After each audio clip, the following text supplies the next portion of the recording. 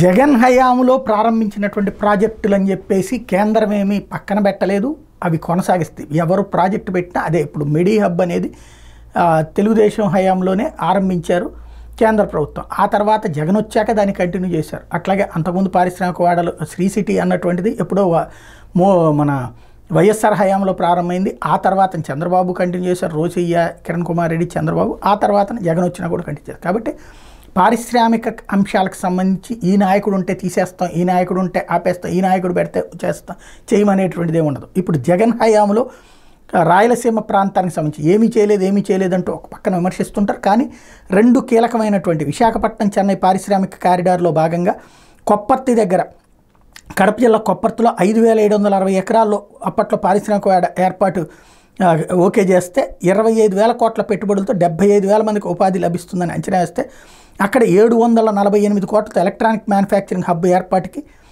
Already కేంద్రం అనుమతి ఇచ్చింది, భారీ ఎత్తున నిధులు ఖర్చు చేసింది. డిక్సన్ అక్కడికే వచ్చింది. అదే కాకుండా బ్రహ్మన్ సాగర్ నుంచి పైప్ లైన్ పనులు చేపట్టి ఇప్పుడు అక్కడికి నీళ్లు ఇస్తున్నారు. మరోవైపున ఇప్పుడు కొప్పర్తికి భారీ ఎత్తున నిధులు కేంద్ర ప్రభుత్వం ఇచ్చింది, తాజా బడ్జెట్లో ప్రకటించింది. అట్లాగే విశాఖ చెన్నై కారిడార్, దీనికి కూడా ఆసియా అభివృద్ధి బ్యాంక్ ఏడీబీ నుంచి 2016 సెప్టెంబర్లో ఆమోదం వచ్చింది. 2 దశల్లో 5,804 కోట్లతో పారిశ్రామిక పార్కుల ఏర్పాటుకి ప్రతిపాదించారు అప్పట్లో. ఈలో తెలుగుదేశం ప్రభుత్వం దిగిపోయింది.